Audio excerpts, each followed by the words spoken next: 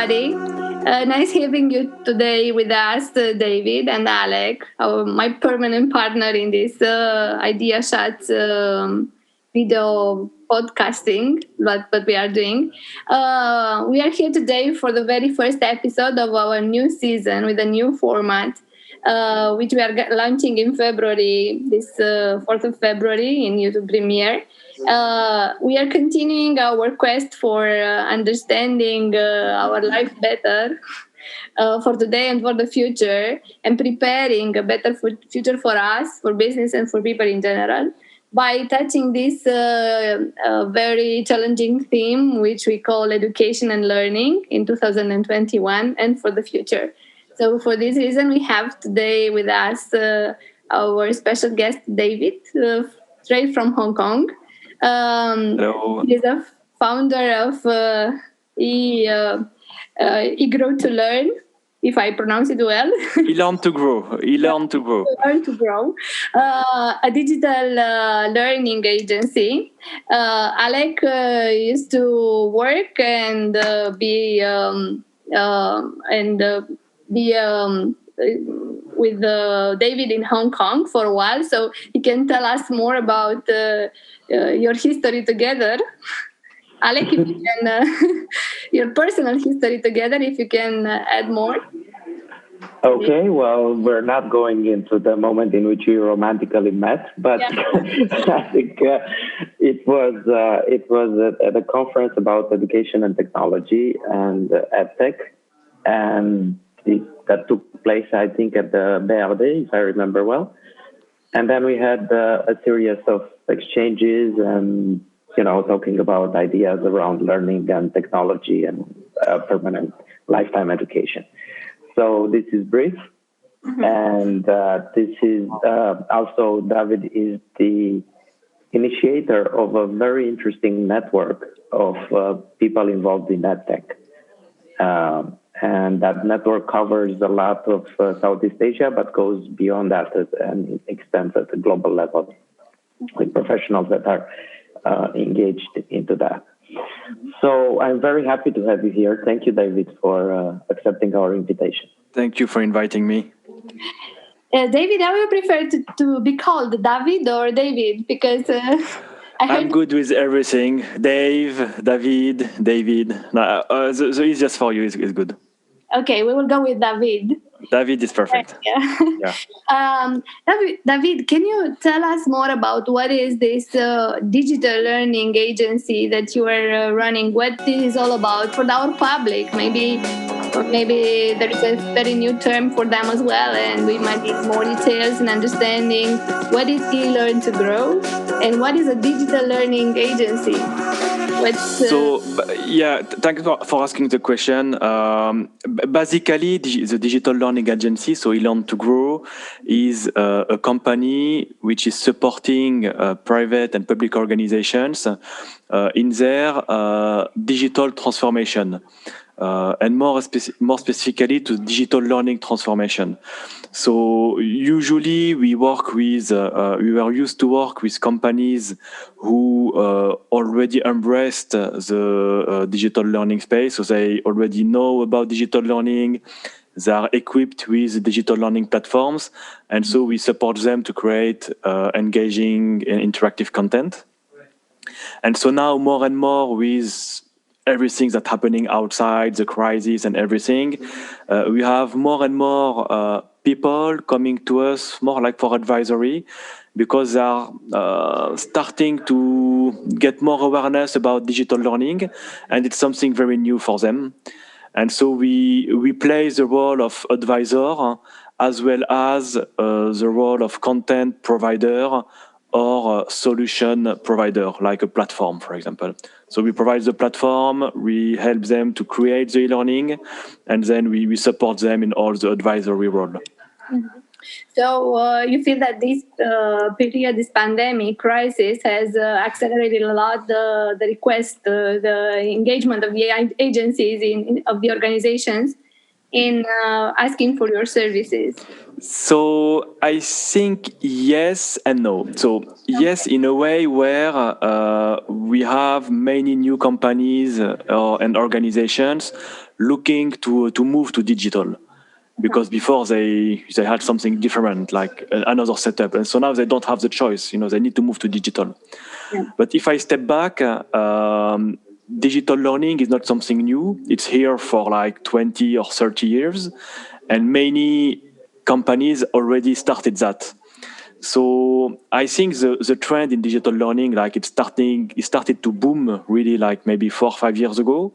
But now with the pandemic played a role as enabler, and so now it's like accelerating. But I think it started already a while ago. But now the scope of clients and the scope of people who want to move to digital has shifted a bit more to small companies, small and medium companies. Before it was mostly like big corporates on my scope. Yeah. Okay. So because we have experience with this way before the pandemic, so we can start Yeah. with a more generic question or general question. Like, let's talk about a little bit about the relationship between education and learning and technology in general.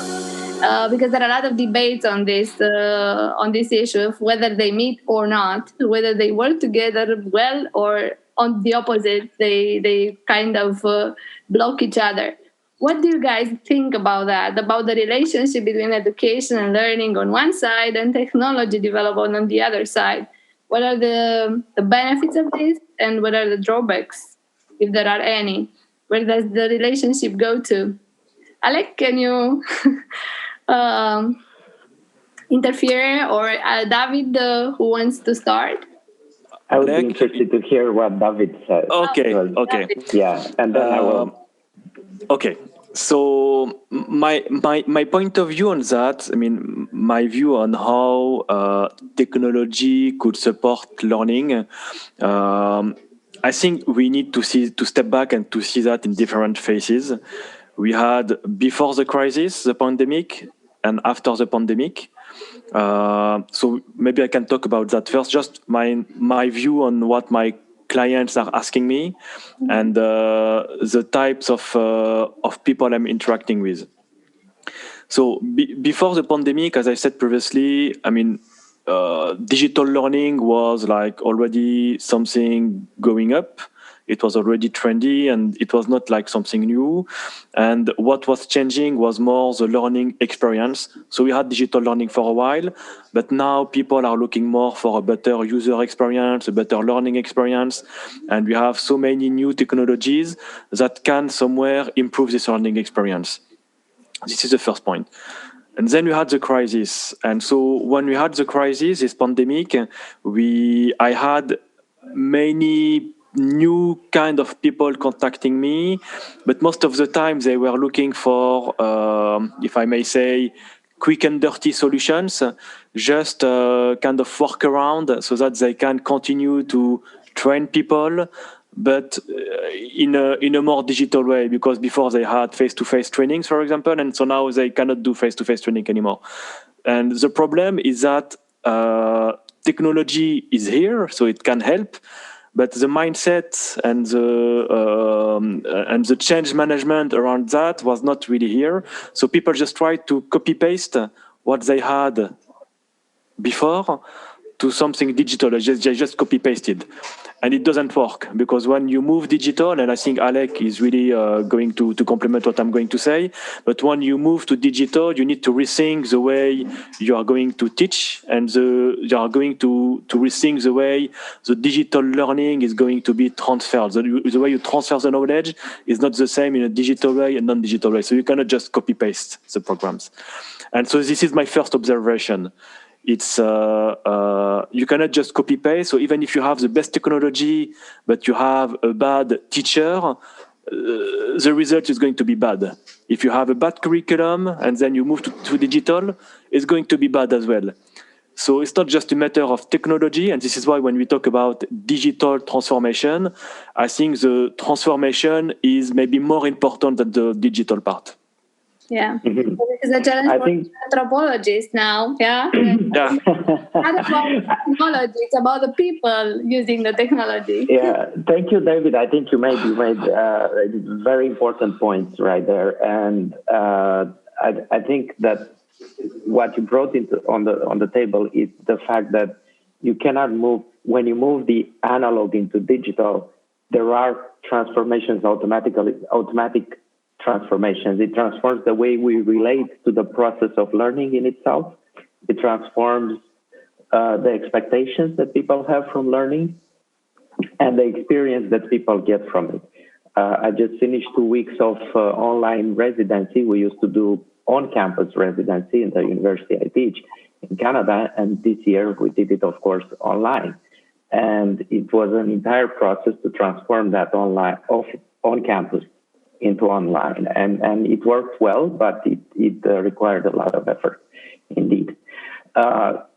That I think that the false expectation, there is a lot of false expectations, two types of false expectation. One is the one that David said, that it will be the same. You just come with the same and you make it digital somehow. Or the second one, and also they've alluded to it, is that it will be something completely different. Mm-hmm. It's not. You still need a good instructor or good team of instructors. You still need good material. You still need the spark and to create the challenge. And of course, on top of that, you need great products, great technology to transmit the spark electronically. Let's put it this way, if I may. So that's one thing. The problem, I think, with this is the problem is when technology takes over education, when technology itself takes over learning, yeah, and we become too much entrenched into the idea that it must be digital and digitally perfect, that education and learning process is forgotten, because learning is all about process, as we know. So if we forget about the process and we only look at the end result, we may have undesired results. And I think one of the interesting thing that happens with education and technology is that when you educate through technology, you also learn about technology, and you learn a fundamental thing is that technology will fail, and it's not anybody's fault. Unmute is the word of the year, right? You're on mute. Yeah, it happens. And what people learn is that the technology is still a tool. It's not something. So there's a lot of reflex I've seen in people say, if the technology fails, they feel guilty. They excuse themselves, they apologize and everything. So every time I start a course online, is the first thing which I start is that technology fails and it may fail. Do not worry, it's just technology. We'll bring it back. Let's do the learning now. Yeah. So I would say that just listening to you too, I would say that there is no e-learning without an evolution from the technology and the people using the technology as well. So it's a partnership. Like none of the partners should be left behind. It's like both of them should grow together. It's like supplementing each other. Let's move to so finding all this. Let's go further. And you, David, you were talking about organizations asking for your services more and more because they felt the pressure to evolve under these strange circumstances that we are going through. So how do you feel that this education and technology combination, partnership, and so on is going to impact the future of the organizations in the years to come? What's how the strategy of the organizations and the structures of the organization might change under this pressure of e-learning and e-processes and digitalization all together with human evolution? It's a very good question. So thanks a lot for asking. I'm going to give you two examples. The first example, I'm going to talk about a private organization. It's more a banking group. I don't give the name, but it's a banking group. And the second example is more, let's say, a small, medium company of about 100 employees, and without any previous initiative in terms of digital learning. So you have the bank, they use digital learning for a while, and you have this company with 100 employees, they don't know anything at all about digital learning. So the bank, she's doing digital learning for a while. Initially, I suppose they started to do digital learning maybe because it's an easy way to train hundreds of thousands of people in a very short period of time.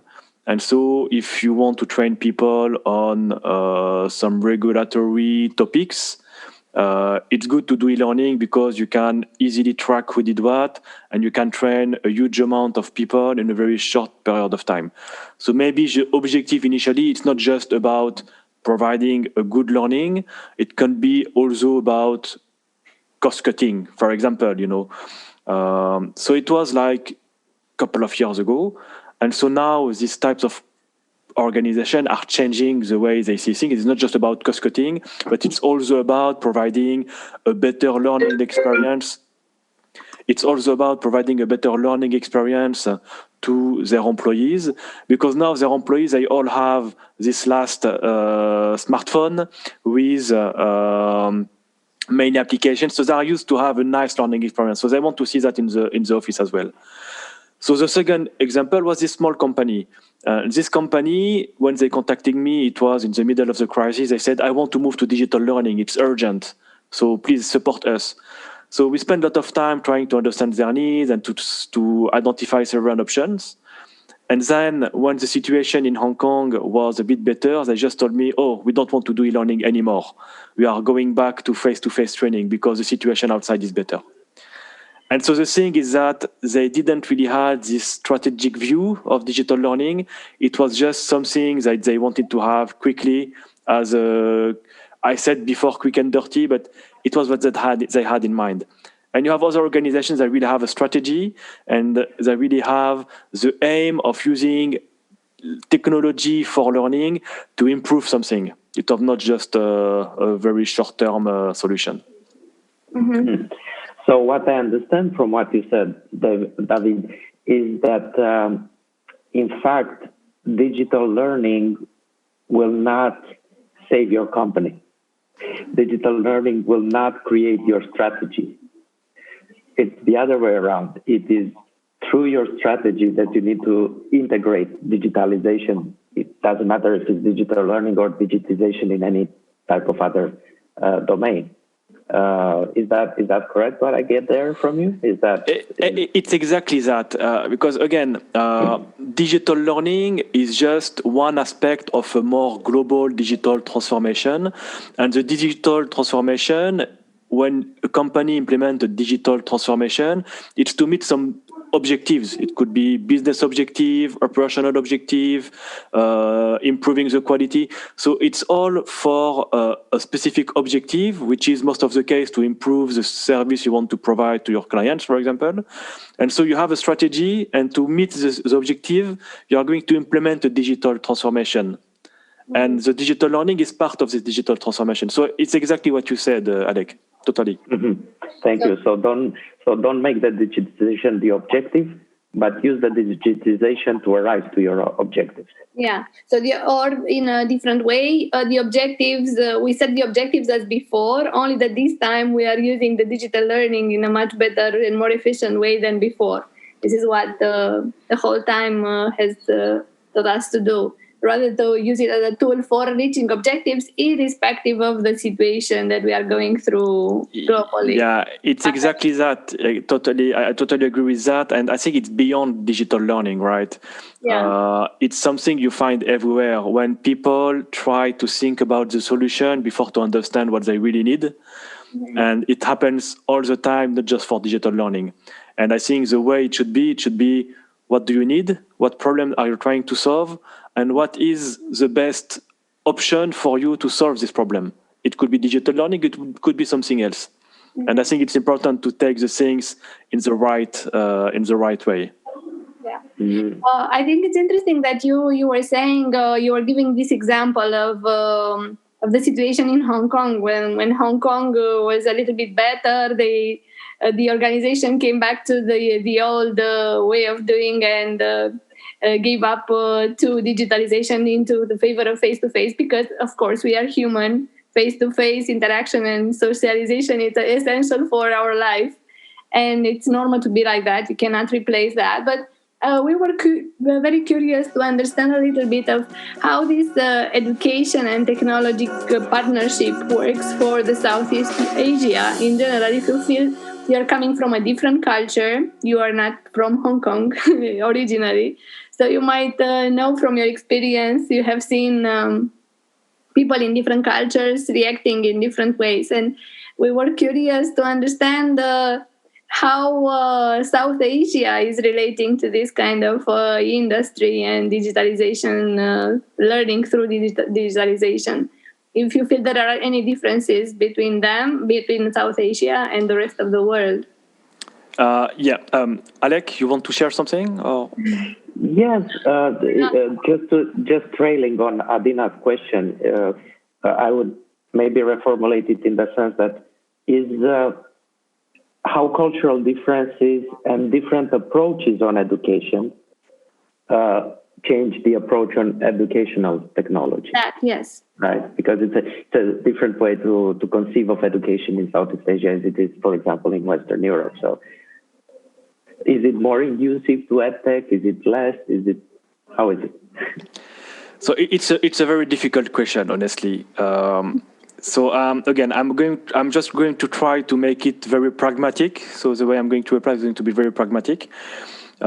First of all, I think it's not specific to e-learning, to digital learning, but it's more than that. If you compare Asia, Europe, United States, and other countries, Asia is a continent. And the specificity of Asia, because we talk about Asia, but Asia is a patchwork of different languages, culture, technological progress. All the countries are not at the same level. You have countries that are rich, others that are poor. So Asia is not one country. It's not one system. If you compare to Europe, it's more like something streamlined. USA is the same. It's more streamlined. Asia, it's really a patchwork of 20, 25, 30 different countries. So there is not one answer.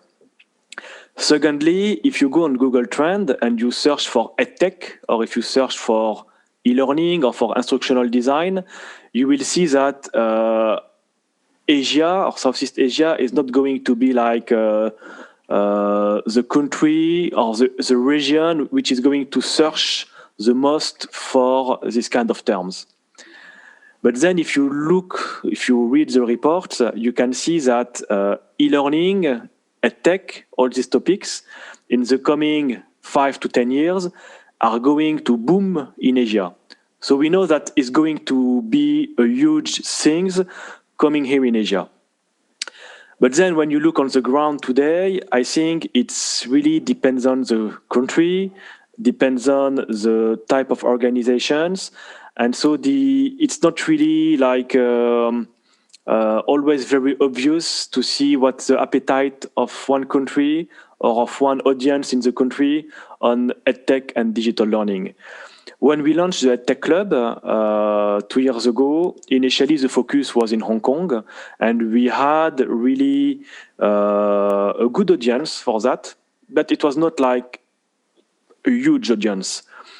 And then when we moved the EdTech Club from face-to-face to digital, so we had more webinars online. Before it was more face-to-face, specifically in Hong Kong.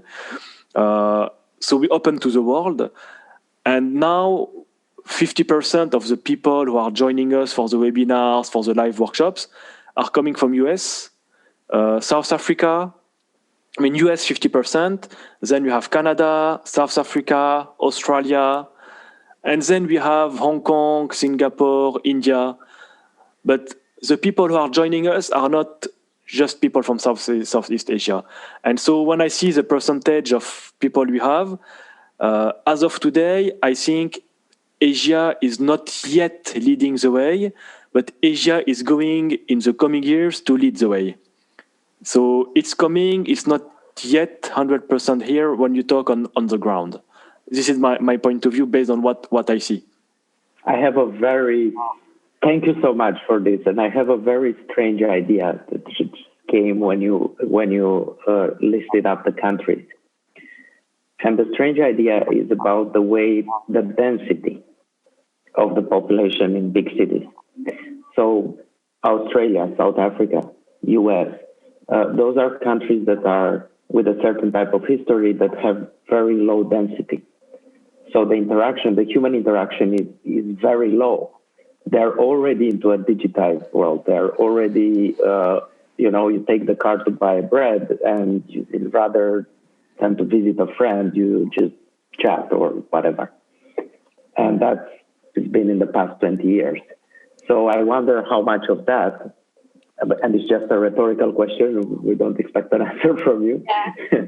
but I wonder how much of that plays into the interest of, and also very domestic type of population. There is, in the architecture of those spaces, there is a manifest elimination of public spaces. Australia, South Africa, US, they do not have public spaces as Western Europe has, or with a plaza and as a point of meeting. Mm-hmm. They are centrifugal architectures. Mm-hmm. So that's very interesting. It's just a thing. It's just a thought. Then I wanted to verbalize it. Point. Yeah, it's a very good point. And then to complement, if I take someone in US, so I have a lot of people who are transitioning in US to digital learning. So I have teachers who want to be corporate e-learning, so they want to do this transition. And also we have people like instructional designers are doing that for a while. So I think there is another factor that plays in this kind of countries like US, Canada, Australia, South Africa, or Europe, is that people are more keen to, they are more used to be in the digital learning space because they do that for a while. I think in Asia, you have this kind of initiative, but it's less. And so when you talk about EdTech or instructional design, and this is why when you go on Google Trends, you see that it's not like the same level. Mm-hmm. I think it's just now maybe the early stages here in Southeast Asia, maybe not everywhere, but I think mostly it's more the early stage of that. And so people are still discovering that, and there is less awareness around it. And so now it's coming. And so for a few years now, Asia is really booming in terms of digital learning. But if you compare to other countries, like Western countries, they do that for 20 or 30 years. You see, they do that for a while now, e-learnings. Mm-hmm. So their appetite to digital learning is they're directly going to jump on that because they know they're going to go from teacher to corporate e-learning designer. But because this is the way it is for a while already. Here in Asia, it's different. And then in terms of culture, it's also different because in the digital learning space, you have also a lot of freelancers. And so maybe you have less of this kind of freelancers in some areas in Asia. Because maybe people, they prefer to work for big corporate and another mindset. But I think there is a shift. And so the trend is that it's coming very fast, and it's going to be very strong here in Asia. And so digital learning is one of the big things, and EdTech is one of the big things that we expect here in Asia in the coming years. What is interesting is that when you think of South Asia, you imagine that people there are so tech advanced and so much into technology that you don't even imagine that what you were saying, that it's actually now growing, that now is the appetite growing, and the amount of people in South Asia is considerable. So once you get to the critical mass there, indeed, it's going to lead the way. But that's very interesting. And even what Alec was saying with understanding the density of the population, the specific of the culture, the why people are using technology, what's the benefit that that's bringing to their lives. So understanding the specific of the culture, because probably e-learning will be completely different. And it's completely different in Sweden, for example, compared to Canada or the United States or Romania or Africa. I don't know. Probably things are so much contextual that learning is going to be specific for the culture through digitalization as well. Digitalization is a tool. It's not learning itself. Learning is very much adapted to the specifics of the culture. So let's go into drawing some conclusions, because we are almost closing our discussion. And I was just thinking to wrap it up a little bit through David, Alec, and then close the discussion with my conclusions as well. We know now that we are making our future. So maybe in the past, we were thinking that there are others that are making our future, but life has shown us that it's actually us that make the future, make our own future. How do you see yourself in the future, considering this relationship between education and technology? If this is going to work in the favor, the partnership between education and technology is going to work in the favor of the learning process itself. How do you foresee, in a way, our future as humans, educating ourselves all the time and using technology at the same time? Would you see ourselves? David? Yeah, thank you.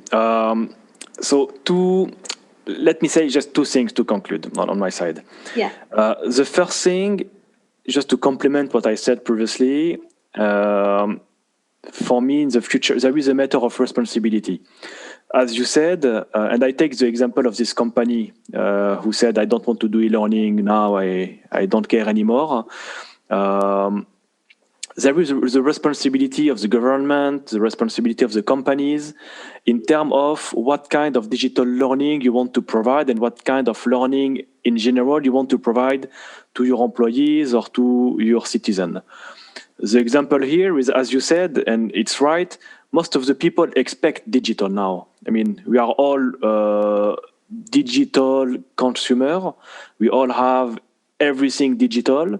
And then when you go to your company, it's like very old school, and then you don't have the opportunity to learn in a digital manner when you expect it. So I will talk more about digital learning experience or learning experience, because it's not just digital, it can be blended. So I think there is one direction, which is more a better learning experience supported by digital. And I think this is the first point. And the second point is,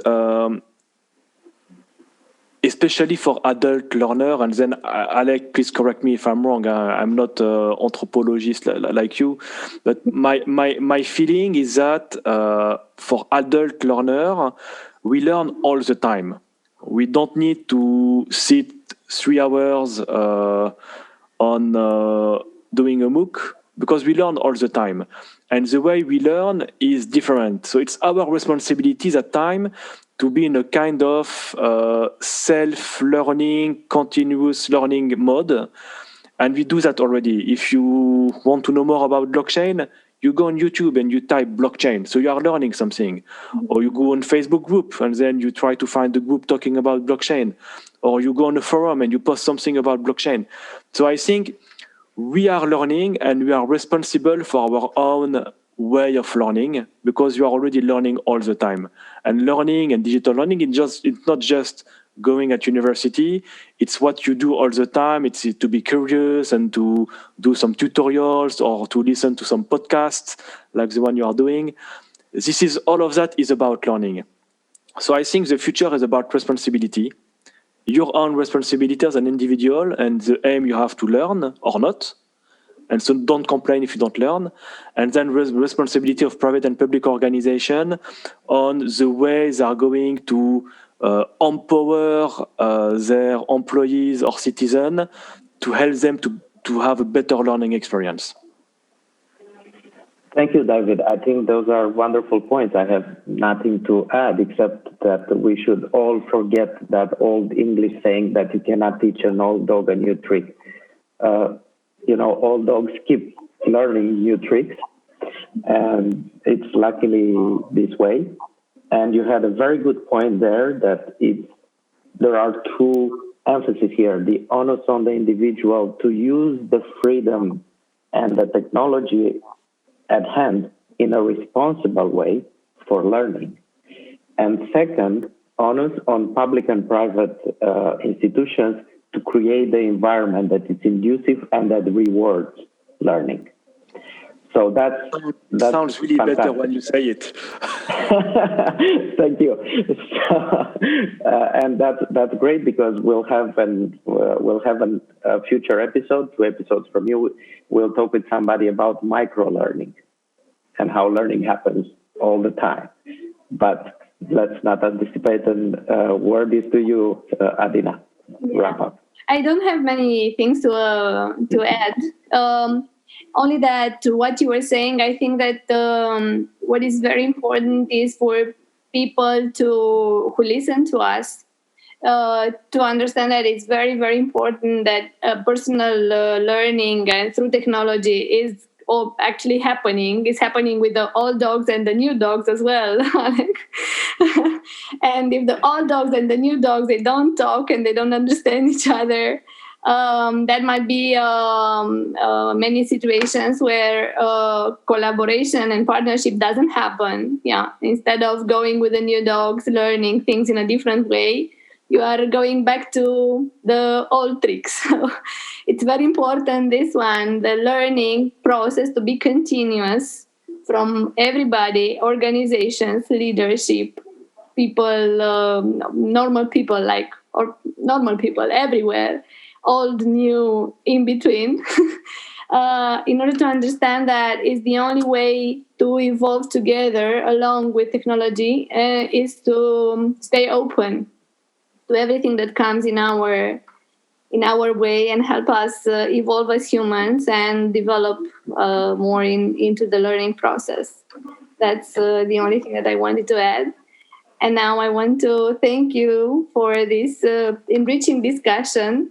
I would have loved to have more time, but I think that because we are in digital, this is the proper time to stay focused because people have other things to learn as well. So it's not just us. The process continues. So thank you guys. And I hope we will have the opportunity to also meet face-to-face sometime in Hong Kong, in Frankfurt, in Romania. You're welcome. You're welcome to Hong Kong. In Antarctica somewhere to learn new things. But still, it was very nice talking to you, and thank you very much. Thank you for the invitation, and thank you for allowing me to learn with you as well. Thank you. Thank you. Thank you, David. Bye-bye. Bye. Bye.